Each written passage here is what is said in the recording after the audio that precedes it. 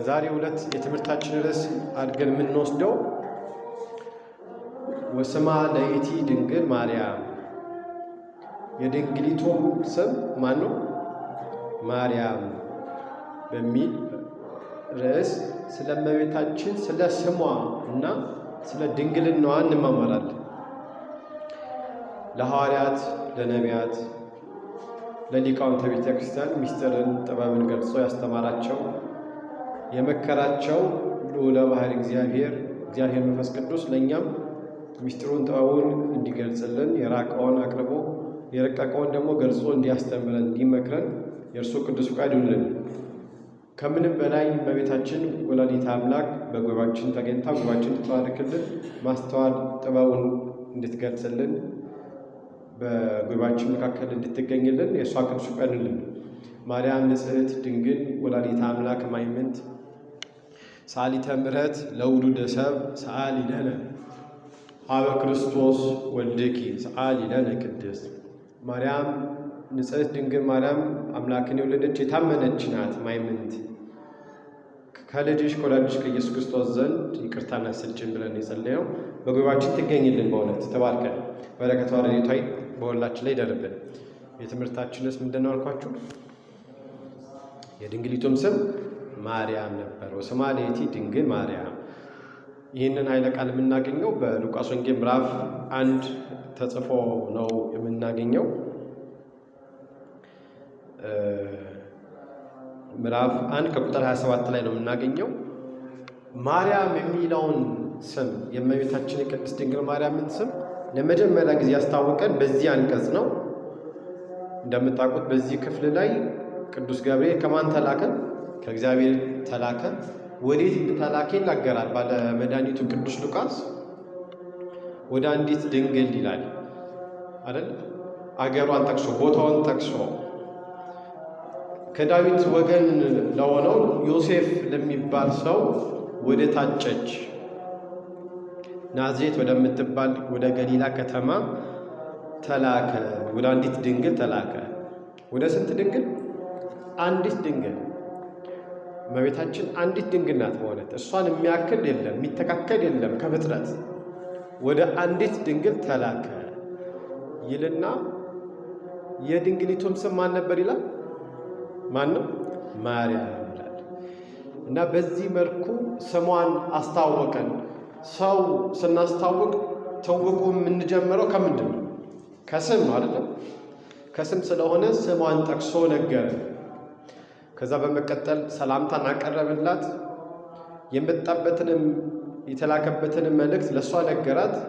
ትወልጃለሽ፣ ንጉሥን ትወልጃለሽ፣ ለመንግሥቱ ፍጻሜ የለውም ብሎ አምላክን እንደምትወልድ አበሰራት። ቃሉን መረመረችው። ወንድ ስለማላውቅ ብላ ጠየቀች። በእመቤታችን ሐሳብ ውስጥ ዘላለም ድንግል ሆና መኖር ነው የምትሻው። ይህንን በምን ይታወቃል ቢሉ በእርሷ ጥያቄ ነው። ምን ብላ ነው የጠየቀችው? ወንድ ምን ስለማላውቅ። ወንድ ሳላውቅ አይደለም ያለችው። ምን ስለማላውቅ። በፊትም አሁንም ወደፊትም ወንድ ምን ስለማላውቅ ብላ ጠየቀች። ስለ ድንግልናዋ ጠየቀች። ቅዱስ ገብርኤል አሳመናት። ይህ የሚወለድ ከሦስቱ ቅዱስ አንዱ ቅዱስ ነው፣ ልዑል የእግዚአብሔር ልጅ ይባላል ብሎ ግራ ቢገባው ቢጨንቀው ዘመድሽ የምትሆን ኤልሳቤጥ ከአንቺ ወገን የምትሆን ምን ብላለች አለ? ጸንሳ ተገኝታ ይህ 6 ወር ነው ብሎ የኤልሳቤጥን አነሳ። ኋላ ላይ እስመ አልቦ ነገር ዘይሳአኖ ለእግዚአብሔር አለ። ለእግዚአብሔር የሚሳነው ነገር የለምና አለ። ይህንን አምና ተቀብላ ሰምታ ለእግዚአብሔር የሚሳነው ነገር ስለሌለ ሊኖር እንደማይችል በአሁኑ ለእግዚአብሔር የሚሳነው ነገር አለን? ምንም የለም አይደለም። ይህንንም ኃይለ ቃል በዘፍጥረት ላይ እናገኘዋለን። ይህንን አምና ተቀበለች። እነሆ የጌታ ባሪያ እንደ ቃልህ ይደረግልኝ ይሁንልኝ አለች። በዚህ ቅጽበት አካላዊ ቃል ኢየሱስ ክርስቶስ ከሰማይ ሰማያት ከመንበሩ ወርዶ በማኅፀኗ ተወሰነ። ይህንን ሁላችንም የምናውቀው እውነት ነው። ስለ ስሟን ጠቅሶ ሲናገር ቅዱስ ሉቃስ ወደ አንዲት ድንግል የድንግሊቱም ስም ማን ነው ያለው? ማርያም ነው። እኛ እመቤታችንን ቅድስት ድንግል ማርያምን ስንጠራት ማርያም ብቻ ብለን አንጠራት ማለት ነው። እመቤታችን ወላዲተ አምላክ እመብርሃን እያልን ሰዓሊተ ምሕረት ኪዳነ ምሕረት እያልን በብዙ ቅጽያዎች እንጠራታለን። ከየት አመጣ ነው ቢባል ከራሱ ከመጽሐፍ ቅዱስ ነው። ለዚህ ቦታ የድንግሊቱ ስም ማርያም ነው ብሎ ከነገረ በኋላ ይኸው ሉቃስ የሐዋርያትን ሥራ የጻፈው ማን ነው? ግብረ ሐዋርያትን የጻፈው ሐዋርያ ማን ነው? ራሱ ቅዱስ ሉቃስ ነው። ምን ይላል ቅዱስ ሉቃስ በሐዋርያት ሥራ ላይ የመጀመሪያው ምዕራፍ ከቁጥር 14 ላይ እለ ኩሎሙ ይጸመዱ ጸሎተ ህቡረ ምስለ አንስት ወማርያም እሙ ለኢየሱስ ይላል። ሐዋርያት ከሴቶችና ከኢየሱስ እናት ማርያም ጋር በአንድነት ይጸልዩ ነበር ይላል። ከማን እናት ጋር? ከኢየሱስ እናት ከማርያም ጋር በአንድነት ይጸልዩ ነበር። እጅግ የሚገርም ነው። ይህንን ኃይለ ጥቅስ ይህንን የገለጸልን ቅዱስ ሉቃስ ጌታችን ካረገ በኋላ ነው። ጌታችን ከማድረጉ በፊት ሐዋርያትን አንድ ነገር አስጠንቅቋቸው ነበር አይደለም? ኃይልን እስክታገኙ ድረስ ቤት ቆዩ፣ በኢየሩሳሌም ቆዩ ብሏቸው ነበር። አንትም ውሰን እበሩ በኢየሩሳሌም እስከትለብዙ ኃይለ ማርያም፣ ኃይልን እስክታገኙ ድረስ ቤት ቆዩ፣ በኢየሩሳሌም ቆዩ ብሏቸው ነበር እና ሐዋርያት የመንፈስ ቅዱስን መምጣት ይጠባበቁ ነበር። በአንድ ቤት ሆነው ይጸልዩ ነበር። ሲጸልዩ ግን ከሐዋርያት ጋር ማን ነበረች? እመቤታችን ነበረች። ቅዱስ ሉቃስ ልክ መጀመሪያ ድንግሊቱ ስም ማርያም ነበር እንዳለው ከሐዋርያትም ጋር ማርያም ነበረች ብቻ አይደለም ያለው። ከእነሱም ጋር ማን ነበረችን ያለው? የማን እናት? የኢየሱስን እናት ማርያም አንድ ላይ ነበረች። ምን እያደረጉ? እየጸለዩ። ስለዚህ የኢየሱስ እናት መሆኗን ጠቅሶልናል ማለት ነው። በሌላ ቦታም እንመለከታለን። ማርያም የሚለው ስም በራሱ የከበረ ነው። ግን አምላክን ከወለደች በኋላ ደግሞ ሐዋርያት አክብረው ለእመቤታችን ለቅድስት ድንግል ማርያም የኢየሱስ እናት የአምላክ እናት ከመባል ክብር የለም አይደል? ከዚህ የሚበልጥ ክብር አለ እንዴ? ስለሌለ የኢየሱስም እናት እያሉ እየጠቀሱ ስሟን አክብረው ጽፈውልናል። አሁን ባነሳነው መጽሐፍ ቅዱስ ክፍል ላይ እጅግ የሚገርም ነው። የእመቤታችን ትሕትና እንመለከታለን። ጌታችን ካረገ በኋላ በአንድነት ሆነው ከሐዋርያት ጋር ምን ይሉ ነበር? ይጸልዩ ነበር። አይገርምም? እንዴት ያለ ትሕትና! እኔ አምላክ እናት ነኝ፣ አምላክን ወልጃለሁ፣ ይህም ብቻም አይበቃኝ፣ አምላክን ይዤ በጀርባዬ አዝዬ ተሰድጃለሁ፣ ብዙ መከራን ተቀብያለሁ ብላ አልቦዘነችም። ይልቁንም ከሐዋርያት ጋር ለጸሎት ምን ትል ነበር? ትተጋ ነበር። እጅግ ከአእምሮ የሚበልጥ የሚገርም የሚያስደንቅ ትሕትና ነው ያላት እመቤታችን። ይህንን ያነሳ ነው ሐዋርያው ባለሐኪሙ ቅዱስ ሉቃስ እመቤታችንን እንዲሁ ዝም ብሎ ማርያም ብቻ አልጠራትም ነው። ሰው በምድር ላይ ሲኖር በሚያሳልፈው የሕይወት ጉዞ፣ በሚማረው ትምህርት፣ በሚሰራው ስራ ከስሙ ጋር አብሮ የሚቀጸል ስም ይኖራል አይደለም? ዶክተር ሊባል ይችላል፣ ኢንጂነር ሊባል ይችላል።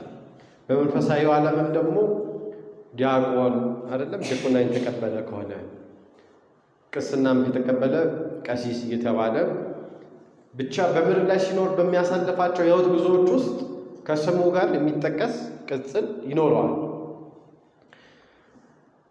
እመቤታችን ቅድስት ድንግል ማርያምን ስሟ እጅግ የከበረ ነው።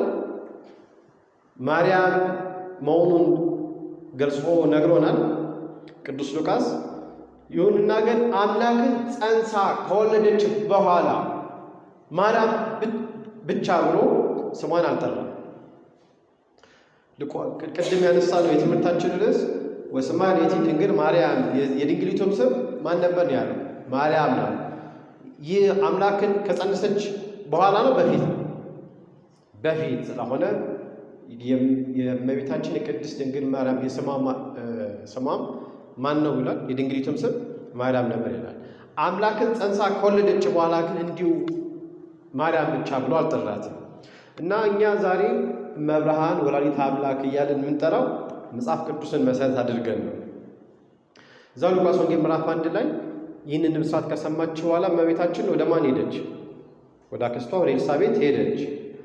ገና በራፍ ላይ እንደደረሰች በኤልሳቤጥም ላይ መንፈስ ቅዱስ ሞላባት ይላል። ምን ሞላባት? እርሷ ስትኖር መንፈስ ቅዱስ አለ። በእውነት እመቤታችን ባለችበት ሕይወት ውስጥ ማን አለ? እግዚአብሔር መንፈስ ያድርብናል። በእውነት በሕይወታችን ሁሉ ከእኛ ጋር ትከተለን፣ ከእኛ ጋር ትኖር። እውነት እሷ ካለች ማን አለ? የእግዚአብሔር መንፈስ አብ ወልድ መንፈስ ቅዱስ እግዚአብሔር አለና እና ኤልሳቤጥን ልትሳለማ ሰላም ልትላት ገና ስትገባ በኤልሳቤጥ ላይ ምን አደረባት? መንፈስ ቅዱስ አደረባትና ምን ብላ ተናገረች? ኤልሳቤጥ ምን ብላ መሰከረች? የጌታዬ እናት ምን የማን እናት? የጌታዬ እናት ወደ እኔ ትመጣ ዘንድ እንደምን ይሆንልኛል ብላ አመሰገነቻት። ጌታን ጸንሳ ሳለች ነው። ጌታም አልተወለደም። ተወልዶ ነበር እንዴ? በዚህ ሰዓት አልተወለደም። ገና በ6 ወር ሆነ። ዮሐንስ ኤልሳቤጥ መጥምቅ ዮሐንስን ከጸነሰች በስንተኛ ወር ነው? በ6 ወር ነው። እና ወዲያው ሄዳ ልትጠይቃት፣ ልትሳለማ፣ ሰላም ልትላት ሄደች። የሚገርም ነው። መልአኩ ቅዱስ ገብርኤል የእመቤታችን የኤልሳቤጥን የዘመኗን መጸነስ ለምን ነገራት? ከእሷ ጋር ይሄዳል እንዴ? ከእሷ ጋር ይገናኛል? ኤልሳቤጥ ብትጸንስ ለመጸነስ የሚሆን ማን አላት? ለጽንስ የሚሆን ባል አላት አይደለም? ካህኑ ዘካርያስ አላት። እመቤታችን በድንግልና ጸንሳ ነው በድንግልና የወለደችው። ከመጽነሷ በፊት በጸነሰች ጊዜ፣ ከጸነሰችም በኋላ፣ ከመውለዷ በፊት በወለደች ጊዜ፣ ከወለደችም በኋላ ምንድናት እመቤታችን? ድንግል ናት። በኋላ ላይ እንመጣበታለን። ለምን ነገራት ቢባል ትጸልይላት የነበረ ታዝኝላት የነበረ ልጅን እንድታገኝ ኤልሳቤጥ ልጅ ባለማግኘቷ ታዝን ነበርና እመቤታችን ትጸልይላት ስለነበረ ታዝኝላት የነበረ ዘመድሽ ኤልሳቤጥ ልጅም ምን ብላለች? ከጸነሰች 6 ወር ነው ብሎ ነግሯት ነበር። እመቤታችን ሚስጥር ጠባቂ ናትና ይህ የመልአኩን ብስራት ሰምታ ወደ ማን ሄደች? ወደ ኤልሳቤጥ ሄደች። እንደምን ያለ ትህትና ነው! ወይስ አምላክን ትወልጃለሽ፣ ትጸንሻለሽ፣ ለመንግሥቱ ፍጻሜ የለውም የሚል ከሴቶች ሁሉ የተባረክሽ ነሽ፣ ጸጋን የሞላብሽ የሚልን ምስጋና ሰምታ እመቤታችን ማንን ሰላም ልትላት ሄደች? ሩቅ መንገድ ያው ወደ ኤልሳቤጥ ሄደች። የእመቤታችን ትህትና በእውነት ከአይምሮ በላይ ነው። እና ኤልሳቤጥ ምን አለቻት? መንፈስ ቅዱስ አድሮባት ጌታን ጸንሳ መሆኑን መንፈስ ቅዱስ ገልጾላት የጌታዬ እናት ወደ እኔ ትመጣ ዘንድ እንደምን ይሆንልኛል ብላ እመቤታችን አመሰገነቻት። አንቺ ከሴቶች መካከል የተባረክሽ ነሽ ብላ አመሰገነቻት። እና ስለ እመቤታችንን ማመስገን፣ እመቤታችን ከፍ ከፍ ማድረግ፣ የጌታ እናት ብሎ መጥራት ከመጽሐፍ ቅዱስ ነው። እሱም እግዚአብሔር መንፈስ ቅዱስ ካልገለጠለት በቀር። ስለዚህ አንድ ሰው እግዚአብሔር መንፈስ ቅዱስ አለው የለውም የሚለውን የምናረጋግጥበት አንዱ ፕሩፍ መጽሐፍ ቅዱስ ሰጥቶናል። ምን ማለት ነው? ቅዱሳንን ከቅዱሳን በላይ የከበረችውን ድንግል ማርያም ደግሞ ምን በማለት በማመስገን ሆነ። መናፍቃን እመቤታችንን ማርያም ብቻ ብለው ይጠሯታል። ስሟንም አይጠሯትም፣ አክብረው አይጠሯትም። አይገርመንም? ለምንድን ነው የማይገርመን? አይደለም እመቤታችን ይቅርና የልጇ የክርስቶስ ኢየሱስን ስም አክብረው ይጠራሉ እንዴ? አይደለም አሳጥረው ሎቱ ሰባት የአምላክ ስም ረዘመ ይጠር አጠረ ይርዘም ይባል አይደለም። የአምላክን ስም እንኳን በሚገባ አክብረው አይጠሩ። ስለዚህ እመቤታችንን ስም አክብረው ባይጠሩ ይገርመናል? የሚገርምን አይደለም። ይልቁንም እኛም እመቤታችንን ማምላክ እያለን የምንጠራበት ምክንያት የጌታዬ እናት እያለን የምንጠራበት ከመጽሐፍ ቅዱስ ያገኘነው ነው። ይህም ብቻም አይደለም። በዮሐንስ ወንጌል ላይ ዮሐንስ ወንጌላዊ እንደምታውቁት በመስቀሉ ስር ሆኖ ሳለ ጌታችን አምላካችን ኢየሱስ ክርስቶስ እነኋት እናትህ ብሎ እናቱን ቅድስት ድንግል ማርያምን እናት አድርጎ የተቀበለ ነው። ከእመቤታችን ጋር ወደ 15 ዓመት ኖሯል እና ስለ እመቤታችን ሲናገር በዮሐንስ ወንጌል ምዕራፍ 2 ላይ በገሊላ ቃና ሰርግ ነበር ይልና ወበየ ነበረት እሙ ለኢየሱስ፣ በዚያም የማን እናት? የጌታችን እናት የኢየሱስ እናት ነበረች ይላል። ማርያም ነበረች ብሎ አይደለም የሚገልጸው። የማን እናት? የኢየሱስም እናት ነበረች። ትቤሎ እሙ፣ እናቱ ማለቻቸው እርሱም የሚላችሁን ምን በሉ አድርጉ። እሙ እያለ እሙ ለኢየሱስ እያለን የጠራው የኢየሱስም እናት በዚያ ነበረች። የማን እናት? የኢየሱስም እናት። ዮሐንስ ወንጌል ምዕራፍ 19 ላይም በጌታችን መስቀል ስር ማን ማን እንደነበረ ወንጌላዊ ይነግረናል እና ሲነግረን እመቤታችን ነበረች እና እንዲህ ይላል፣ በኢየሱስ መስቀል አጠገብ እናቱ ይላል። ማን? እናቱ። የእናቱ እህት የቀሎጵያ ሚስት ማርያም መግደላዊት ማርያምም ቆመው ነበር ይላል። ስለዚህ ከዚህ ከመጽሐፍ ቅዱስ ክፍል የምንረዳው አንድ ነገር ቢኖር እመቤታችን ቅድስት ድንግል ማርያም አምላክን ጸንሳ ከጸነሰች በኋላ ሐዋርያት እንዲሁ ዝም ብለው ማርያም ብቻ ብለው አልጠሯትም። ይልቁንም የጌታ እናት አይደለም፣ የኢየሱስ እናት። ኤልሳቤጥ እኮ ዘመዷ ነች አይደለም። ገና ማርያም ስትመጣ ነይ ማርያም ወደዚህ ሁኚ፣ ቁጭ በይ፣ እረፍት አድርጊ ማለት ትችል ነበር፣ ግን አላለቻትም። የምን እናት ብላ ጠራቻት? የማን? የጌታዬ እናት ብላ ጠራቻት። እና እመቤታችን አክብረን በዚህ ደረጃ የአምላክ እናት መብርሃን እያለን የምንጠራው ከምንም የመጣ ነው አይደለም። ይልቁን ከማን ነው? ከመጽሐፍ ቅዱስ ነው ማለት ነው። ስሟ የከበረ ነው። ማርያም የሚለው ስም በራሱ የከበረ ነው። ግን የበለጠ ደግሞ እንድናከብረው አምላክን ጸንሳ ከወለደች በኋላ በከበረ ስም ላይ ሌላ የከበረ ቅጽል ስም ተሰጣት። ምን የሚለው? የጌታ እናት የኢየሱስ እናት በሚል ማለት ነው። አንዳንድ ደፋሮች በጌታ ዘመን ብንኖር እኔም ልወልደው እችላለሁ፣ ማንም ሴት ብትሆን ጌታ ልትወልድ ትችላለች እያሉ የእመቤታችን ቅድስት ድንግል ማርያም ክብር ዝቅ ዝቅ ለማድረግ የሚሞክሩ አሉ። አንዳንዶች እንዳ ገረዱ ነኝ ብላለች፣ ባሪያ ነኝ ብላለች ብለው የማይገባ ንግግርን ሲናገሩ እንሰማለን። ይሁንና እመቤታችን አዎ እውነት ነው፣ እነሆን የጌታ ባሪያ ብላ ራሷን ባሪያ አድርጋ ቆጥራለች። ይህ ትሕትናን የሚያሳይ ነው። ሐዋርያት ግን ባሪያ ብለው አይደለም የገለጿት ነው እንዴ?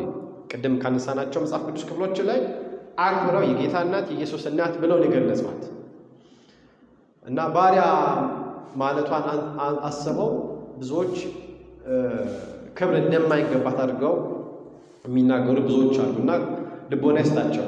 ይልቁንም ግን መጽሐፍ ቅዱስ የሚነግረን ሐዋርያት የሚነግሩን እመቤታችንን ስሟን ሲጠሩ ማን ብለው ነው? የጌታ እናት የኢየሱስ እናት ብለው ጠርተዋታል። ሌላው ከእመቤታችን ቅድስት ድንግል ማርያም አምላክን ጸንሳ ከወለደች በኋላ ማርያም በሚል የሚጠራ ስም ማንም የለም። በመጽሐፍ ቅዱስ ብዙ ማርያሞች አሉ። አዎ አይደለ? የሙሴት ማርያም፣ ሌሎች ያላዛሬት ማርያም፣ ሌሎች መግደላዊት ማርያም አይደለ? ሌሎችም አሉ። ወደ 6 ናቸው። ይሁንና ግን እመቤታችን አምላክን ጸንሳ ከወለደች በኋላ ማርያም ተብሎ የሚጠራ ማንም የለም በመጽሐፍ ቅዱስም በቅዱሳት መጻሕፍት። ለምን? ስሟ የከበረ ስለሆነ በስሟ የሚጠራ ማንም የለም። በአምላክ ስም መጠራት የሚጠራል እንዴ? የለም አይደለም። እሷም አምላክን ጸንሳ የከበረ እጅግ ልዩ የሆነ ክብር ስላላት በስሟ ማርያም ተብሎ የሚጠራ የለም። ከስሟ ሊሳተፍ የወደደ ቢኖር ቅጽያን እያደረገ አይደለም ወልደ ማርያም፣ ገብረ ማርያም፣ ኃይለ ማርያም፣ ወለተ ማርያም፣ እህተ ማርያም እየተባለ የማርያም እህት አገልጋይ እየተባለ ፍቅረ ማርያም እየተባለ ይጠራል እንጂ ማርያም ብቻ ተብሎ እየተጠራ የለም። ለምን? ስሟ የከበረ ስለሆነ። እስመ ገብረ ሊተ ኃይለ አብያተ፣ እነሆ ከዛሬ ጀምሮ ትውልድ ሁሉ ምን ይልኛል አለች? ብፅዕት ይልኛል፣ እርሱም ታላቅ ስራን ለእኔ አድርጎልኛል። ታላቅ ስራን አድርጎልኛልና። ስለዚህ በእመቤታችን የተደረገው እጅግ ታላቅ ነው፣ ከአእምሮ በላይ ነው። ከዚህ የተነሳ እመቤታችንን ማርያም በስሟ የተጠራ የለም ከእርሷ በኋላ ማለት ነው። የሚወድ ሰው ግን ቢኖር ወልደ ማርያም፣ እህተ ማርያም እየተባለ ይጠራል። ስለ እመቤታችን ስለ ስሟ ትርጓሜ እንምጣ። የእመቤታችን የስሟ ትርጓሜ እንደምታውቁት በብዙ ይተረጎማል አይደለም? ማርያም የሚለው ማር ማለት በምድር የሚጣፍጥ አይደለ? ጣፋጭ የሆነ ምግብ ነው። ያ የሚለው ደግሞ በገነት ጣፋጭ የሚባል ምግብ ነው። የእመቤታችን ማርያም የስሟ ጥዑም እንደሆነ የሚያሳይ ነው እያሉ ብዙ አባቶች ተናግረዋል። ይህም ብቻም አይደለም። ማለት ማኅደረ መለኮት አይደለም? በነገረ ማርያም ትምህርታችን ርግቤ ይቤላ ርግቤ ይላታል ሰለሞን ያ ያንቃዱ ሀቤኪ ሁሉ ፍጥረት፣ ትውልድ ሁሉ ወደ አንቺ ምን ይብለው ያንቃድዳሉ፣ ወደ ላይ ይላሉ፣ አንቺን ይማጸናሉ እያለን የስሟን ፊደላት መሰረት አድርገን ትርጉም እንሰጣለን አለ። ይህ ማለት ነው እያለን ማኅደረ መለኮት እያለን እንጠራታለን። አንዳንድ ሰዎች ምን ብለው ያነሳሉ? ማርያም የሚለው ቃል እኮ የዕብራይስጥ ቃል ነው። እውነት ነው አይደለም? በዕብራይስጥ ማርያ ይላታል። ማርያም የተባልሽ እመቤት ወይ እያለን በታምረ ማርያም ጸሎት ላይ የእመቤታችን ማርያም የሚለው ቃል መገኛው ቋንቋ ምንድን ነው? ዕብራይስጥ ነው። በዕብራይስጥ የተጻፈን ቃል ማርያም የሚለውን ስም እንዴት እናንተ ወደ አማርኛ ተርጉማችሁ ማኅደረ መለኮት እያላችሁ ማር እያላችሁ ትተረጉማላችሁ ብለው የሚጠይቁ አሉ። ጥያቄያቸው ትክክል ይመስላል፣ ግን በምን ይመለሳል ቢባል እመቤታችን ቅድስት ድንግል ማርያም የስሟን ትርጓሜ ማኅደረ መለኮት እያለ የምንተረጉመው ከቃሉ ዕብራይስጥ ላይ ካለው ከዘሩ ከቋንቋ ከተገኘበት ዘር ሳይሆን ሕይወቷን የተመለከተ ዘይባዊ ፍቺ ነው፣ ምስጢራዊ ፍቺ ነው። ግልጽ ነው አይደለም? ማርያም የሚለው ቃል እውነት ነው ዕብራይስጥ ነው አይደል? የዕብራይስጥ ቋንቋ ነው። የስሟን ትርጓሜ ስንናገር ማርያም ማለት ማኅደረ መለኮት፣ ማር ማለት የምድር ጣፋጭ ነው እያልን በአማርኛ ስንተረጉም የዕብራይስጥን ቋንቋ ዘር የቋንቋውን ብቻ ተመልክተን አይደለም፣ ይልቁንም ምኗን ሕይወቷን ለእኛም ያላትን አማላጅነት ረድኤቷን በረከቷን ፍቅሯን በማሰብ ነው የምንተረጉመው። ለዚህ ምሳሌ ማምጣት በቂ ነው። ለምሳሌ ይሁዳ የሚለው ቃል ትርጉሙ ምንድን ነው? ምን ማለት ነው? ይሁዳ ማለት አማኝ ማለት ነው፣ ታማኝ ማለት ነው። ይሁንና አንድ ሰው በዚህ ዘመን አንተ ይሁዳ ቢባል አንተ ታማኝ ነህ የተባለ ያለው ነው አይደለም? ምን እያለው ነው? ከሃዲ እያለው ነው። ለምን? ይሁዳ በስራው በምግባሩ ምን ስላለ? ስለ ካደ አይደለም? አምላክን ስለ ካደ። አርዮስም ማለት የቋንቋው ምን ማለት ነው? አርዮስ ማለት ፀሐይ ማለት ነው አይደለም? አንተ አርዮስ ቢባል አንተ ፀሐይ ነህ እያልን ነው እንዴ? አይደለም። የካድክ ማለት ነው አይደለም? አርዮስም ወልደ ፍጡር ነው ተብሎ የተወገዘ ስለነበረ ማለት ነው። እና ይህንን ያነሳንበት ያለምን ምክንያት አይደለም። አርዮስ ማለት ፀሐይ ነው፣ ይሁዳ ማለት አማኝ ታማኝ ማለት ነው። ይሁንና ግን በግብራቸው ምክንያት ስማቸው ምን ብሏል? ስማቸው ምን ብሏል? ምን ብሏል? ስለዚህ ማርያም የሚለውን ስምንም እንደዚሁ ስንጠራው ስንተረጉመው ሕይወቷን ከስራዋ አንጻር መሆኑን ልብ ለማለት ነው። ግልጽ ነው አይደል? ስለዚህ ማኅደረ መለኮት እያለ የምንተረጉመው ከዚህ የተነሳ ነው። እና ስም ሳይሆን ሰው ላይ ተጽዕኖ የሚያሳድረው ስራው ነው። አይደለም። ሰው በስራው ይጠራል፣ ስሙ ግን ተጽዕኖ ያሳድርበትም እና እመቤታችን የስሟን ትርጓሜ ከዚህ የተነሳ መሆኑን ሚስጥራዊ ዘይቤ እና ሕይወቷን መሰረት ያደረገ መሆኑን ልብ ማለት ይገባል። እና እመቤታችን የማርያም የሚለው ስም ማርያም ማለት እመብዙኃን ነው፣ የብዙዎች እናት ማለት ነው። ልክ አብርሃም ማለት አበ ብዙኃን እንደተባለ ማለት ነው። ሌላ ማርያም እመቤታችን ማለት መርህ ለመንግሥተ ሰማያት፣ ወደ መንግሥተ ሰማያት መርታ የምታገባ ማለት ነው። ማርያም ማለት ጸጋ ወሀብት ማለት ነው። ጸጋም ሀብትን የምታሰጥ ማለት ነው። እናት አባቷ መካን ነበሩ። ለጊዜው ሀብት ሆና ጸጋ ሆና ትሰጣቸዋለች። ኋላ ላይ ግን በመስቀሉ በዮሐንስ በኩል ለሁላችን እናት ሆና ትሰጣለች እና ጸጋ ወሀብት እያልን ተረጉማለን ስሟን። ፍጽምት ማለት ነው። ፍጽምተ ሥጋ ወነፍስ ማለት ነው። በድንጋሌ ሥጋ በድንጋሌ ነፍስ የጸናች ፍጽምት ናትና ከነቢብ ከገቢር ካለው ኃጢአት የነጻች ስለሆነች ፍጽምት እንላታለን። አሁንም ፍጽምት የምንላት ምኗን ተመልክተን ነው? ሕይወቷን ተመልክተን ነው። ምድርተ ፍጡራን መትሕተ ፈጣሪ ነው። ከፍጡራን በላይ ከፈጣሪ በታች ማለት ነው። ከመላእክትም ትበልጣለች እመቤታችን። ይህንን አስመልክቶ ቅዱስ ያሬድ እንዲህ ይላል። ጸጋን የተመላሽና የደስታ መገኛ ሆይ ዓይኖቻቸው ብዙዎች ከሆኑ ከኪሩቤልና ከክንፎቻቸው በስድስት ከሆኑ ከሱራፌል ግርማ የሚበልጥ የመወደድ ግርማ አለሽ። እነዚያ ፊታቸውን ይሸፍናሉ ከልጅሽ መለኮት ከሚወጣው እሳት ምን ይሉ ዘንድ ይድኑ ዘንድ። አንቺ ግን ለመለኮት ማደሪያ ሆንሽ፣ የመለኮት ባህርም አላቃጠለሽ ይላል። የእሳት ነበልባልን ተሸከምሽ ይላል።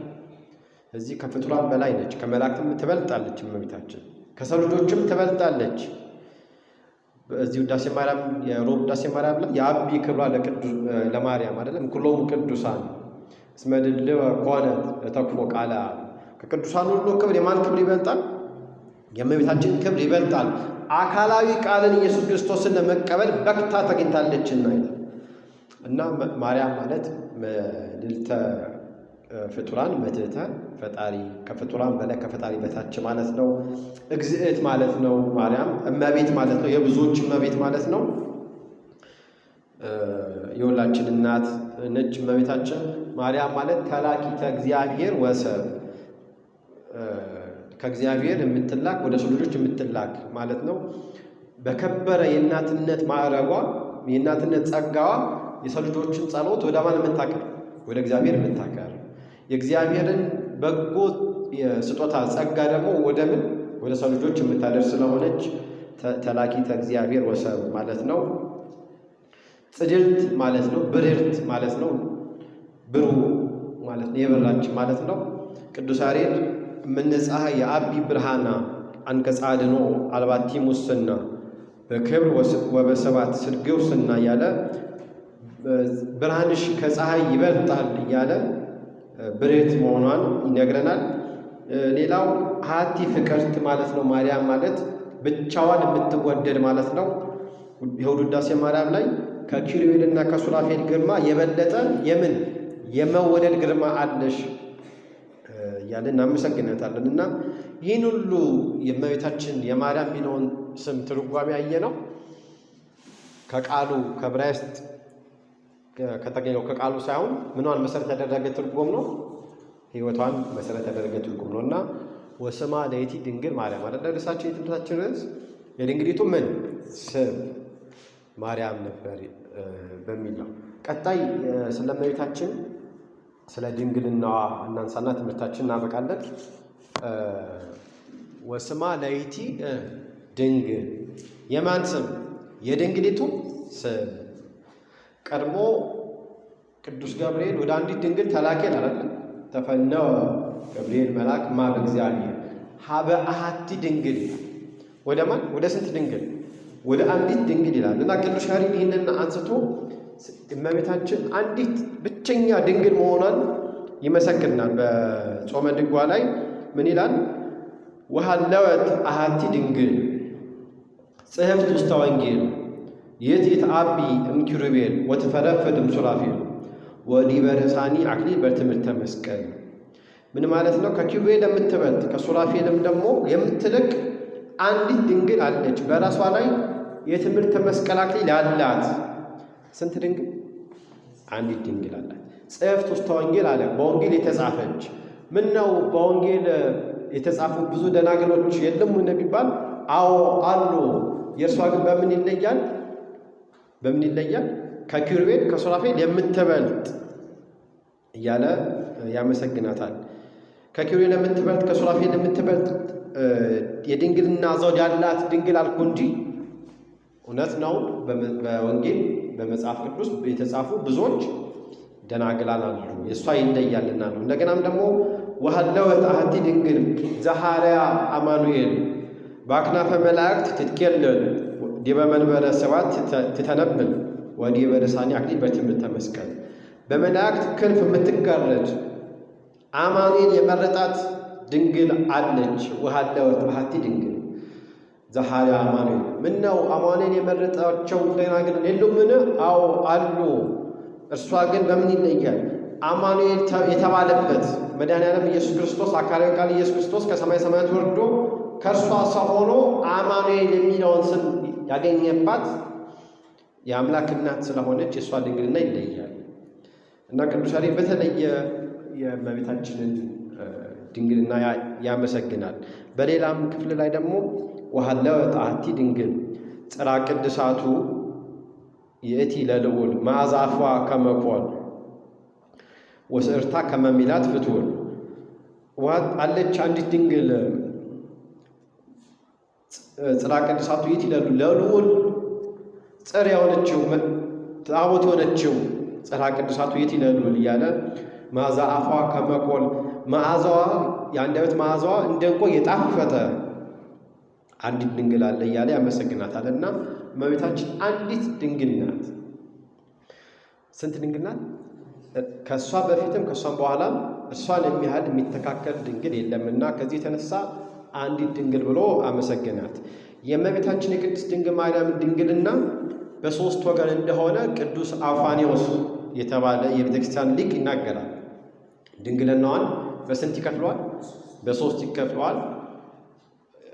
ይኸውም ምንድን ነው ቢሉ ድንጋሌ ሥጋ፣ ድንጋሌ ሕሊና እና ድንጋሌ ምንድን ነው? በቃል አይደለም። በሥጋዋ ድንግል ናት፣ በቃሏም ድንግል ናት፣ በሕሊናዋም ምንድን ናት? ድንግል ናት። ይሁንና በእኛ ቤተ ክርስቲያን የተለመደው በሌሎች ማኅት ቤተ ክርስቲያን የተለመደው የእመቤታችን ድንግልና በሁለት ወገን ነው ይባላል። ድንግል በሕሊናኪ ወድንግል በሥጋኪ፣ በሥጋሽም ምንድን ነሽ? ድንግል ነሽ። በሕሊናሽም ምንድን ነሽ? ድንግል ነሽ። አፋኑስ የተባለው ቅዱስ አባት የጨመረው አንድን ድንግልና ነው። ምን የሚለውን ነው? በቃሏም ድንግል ናት ይላል። አይጋጭም። ለምን ቢሉ ሰው የሚናገረው ከልቡ ያሰበው ነው አይደል? ከልቡ ያሰበው ምን ይላልና ይናገራልና። የልብ ድንግልና አላት። የልብ ድንግልና ካላት እውነትም የቃል ድንግልና አላት። ሰው የሚናገረው ከምኑ አስቦ ስለሆነ ከሕሊናው አስቦ ስለሆነ ማለት ነው። ይሁንና የቅዱስ አባት የመጀመሪያውን ድንጋሌ ሥጋ ነው። ዘላለማዊ ድንግልና አላት እመቤታችን። አስቀድመን እንዳነሳ ነው ከመጽነሷ በፊት በጸነሰች ጊዜ፣ ከጸነሰችም በኋላ፣ ከመውለዷ በፊት በወለደች ጊዜ፣ ከወለደችም በኋላ እመቤታችን ምንድናት? ድንግል ናት። እና አንዳንድ ሰዎች ከሃዲያን ተነስተው እመቤታችንን ድንግልና ይተቃወሙ አሉ። ሄልቪዴስ የሚባሉ ሰዎች ማለት ነው። እና ይህ ሰው ምን አለ እንደው እሺ እመቤታችን እውነት ነው በድንግልና ትጸንስ፣ እሱን አምናለሁ፣ እንዴት በድንግልና ትወልዳለች ብሎ ጠይቋል። እና ለዚህም አባቶች በሚገርም ሁኔታ ምሳሌ ሰጥተው አስተምረዋል። በምን ምሳሌ መሰለው ቢባል የመጀመሪያው ልደተ እይታ፣ ልደተ ወዝና ልደተ መልክ ነው። ምን ማለት ነው? አሁን ልደተ እይታ ማለት እናያለን፣ እንመለከታለን። አንድ ነገር ስንመለከት አይናችን ከኛ ይወጣል እንዴ? ወጥቶ ነው አይደለም? አይደል? እሺ ሌላውን እንመልከት። ስራ ስንሰራ እንደ ላይ ያለ ወዝ ነገር ይወጣብናል አይደል? በግንባር በፊታችን ወዝ ሲወጣ ከግንባራችን ተቀዶ ነው እንዴ? ተከፍሎ ነው አይደለም? ራሳችን መስታወት ፊት ስንመለከት የራሳችንን መልክ መስታወት ውስጥ ምን እናያለን፣ እንመለከታለን አይደለም? ሰውነታችን መስታወቱን ሳቦ ገብቶ ነው አይደለም። ስለዚህ እንዲህ ያለ ሁኔታ የእመቤታችን ዘላለማዊ ድንግልና ምሳሌ መስለው ይናገራሉ። ከፍጥረት ውስጥ አንዲት ፍጥረት አለች፣ በቃል ብቻ ቃል በመስማት ብቻ የምትጸንስ ማነች? ታውቋታላችሁ ነው አይደል? አባ ሕርያቆስ በቅዳሴው ላይ ስለ እመቤታችን ድንግልና ሲናገር እንዲህ ይላል። ጽንስ እንበለ ሩካቤ ከመንህብ ዘእምቃል ንባብ ሐሊብ ምስለ ድንግልና ጽሙር ከገረድነት ጋር እናትነት እንደምን ያለ ነው። ከስፋት ጋር የሆድ መጥበብ እንደ ንብ ያለ ሩካቤ ከቃል ድምፅ የተገኘ ጽንስ ከድንግልና ጋር አንድ የሆነ ሐሊብ ያለ ባንክሮ ያመሰግናል። ከፍጥረት እች ንብ የምትጸንሰው እንዴት ነው? በሩካቤ አይደለም፣ ቃል በመስማት በድምፅ ብቻ ነው። እና በጾም ወቅት ሌሎች ምግቦችን እንከለከለናል። ወተት፣ ስጋ፣ ሌሎችም ነገሮችን ለምንድን ነው ቢሉ እነዚህ ወተት፣ ስጋ፣ ሌሎችም የእንስሳት ተዋጽኦ ምግቦች በምን የሚገኙ ስለሆኑ በሩካቤ ስለሆኑ። ማር ግን እንድንበላ ታዘናል አይደል? ወይም ደግሞ ይፈቀድልናል። ለምን? ማር የሚገኘው በምን ስለሆነ በሩካቤ እስካይሆን ከአበቦች ቀስማ ስጋዊ የሆነ ሩካቤ በሌለበት ስርዓት ስለሆነ እና ይህች ንብ በምትጸንሰው በድምፅ ብቻ እንደሆነ ሁሉ እመቤታችንም ከመልአኩ ከቅዱስ ገብርኤል የተገለጸላትን ያቀረበላትን ምስጋና ሰምታ በዚህ ይህንን የከበረ ልዩ የሆነ ሰላምታ ድምፅ ሰምታ አምላክን ጸንሳለች እና በልደተ ንብን በውለድ እንመስላታለን ማለት ነው። እና ስለ ስጋ ድንግልናዋ ከመውለዷ በፊት ብቻም አይደለም፣ በወለደች ጊዜ ብቻም አይደለም፣ ከወለደችም በኋላ ዘላለማዊት ድንግል እያልን እናመሰግናታለን።